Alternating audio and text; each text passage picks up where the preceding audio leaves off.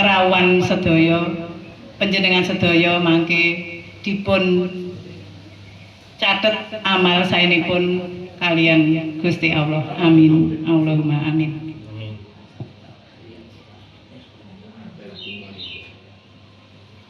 Para kadang sanggar Triwida ingkang kinurmatan, ambok bilih niki wau wonten kiranganipun anggen kula suguh bubuh aruh wonten dusun Gilang, kula namung saged nyuwun agunging pangaksami.